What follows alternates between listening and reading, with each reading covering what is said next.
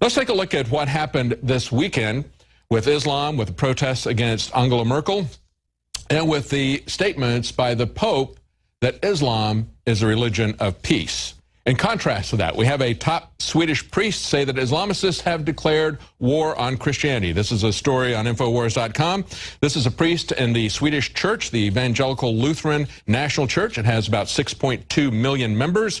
She wrote an op-ed, and she decried Sweden's reaction to last week's murder of a Catholic priest in France by Islamists, asking why the churches are silent on the issue. She says, the genocide of Christians and other religious and ethnic minorities in the Middle East has been largely ignored for years. And she goes on to say that this priest was slaughtered like an animal. And I'll point out this.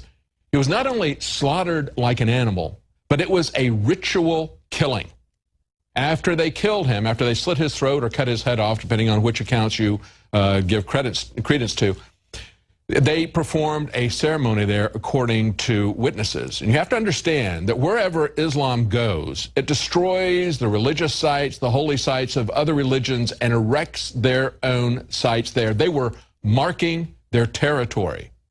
And if you don't understand that, you don't understand the history of Islam in Europe and elsewhere. We've seen this happen. It happened 1,000 years ago. It was going on throughout Europe. So you have to understand what this is about. But she goes on to say, his murder removes any doubt about the bloody declaration of war directed against Christianity on European soil. And that's the key.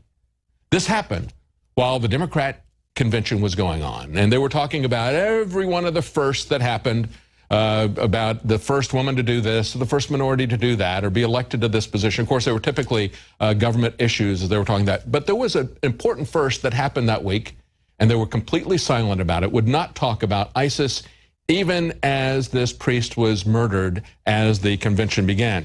She says, what is it you do not understand? What is it that you do not see and hear? Well, here's what they don't understand.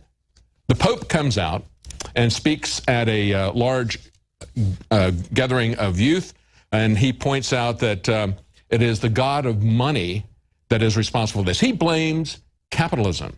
And he blames a lack of job opportunities for terrorism, not Islam.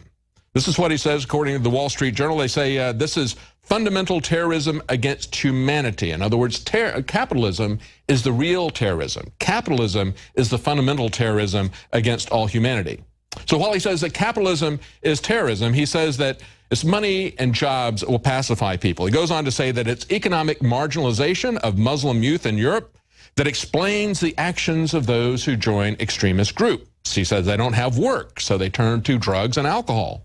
To which we would ask, if this is true, what of the European youth who are going to have less job prospects as you have massive waves of uncontrolled immigration coming in and taking their economy down to third world status as well?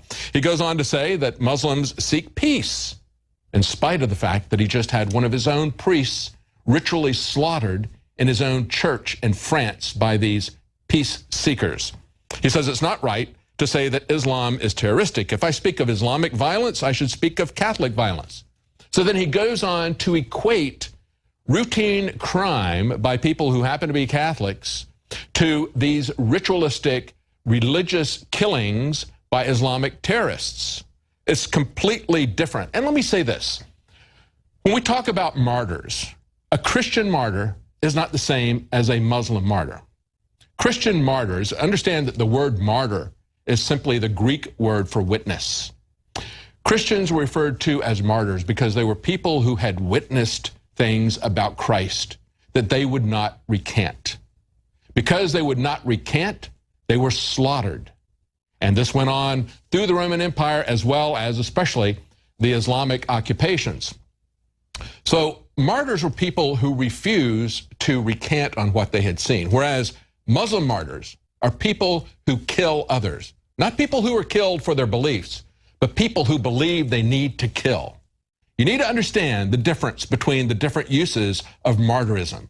That is the way Islam twists the truth. And when he talks about fundamentalism, he says, in almost all religions, there is always a small group of fundamentalists. Well, what is a fundamentalist?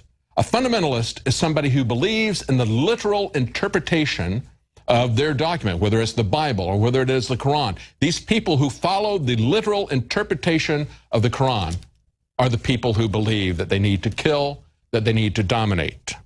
And then he says to these students that he's addressing, people may judge you to be dreamers because you believe in a new humanity, one that refuses to see borders as barriers, one that can be without being self-centered or small-minded. Okay, you have to understand, Islam is not broad-minded. It is very self-centered. It is a religion combined with politics. And the worst abuses that we have seen from Christianity, Protestant and Catholic, have been when you combined religion with politics. That was when we saw the capital punishment from each group against the other. It was as much a political movement as it was a religious movement. And that is one of the reasons why we have established the free exercise of religion in this country. You will not see that under Sharia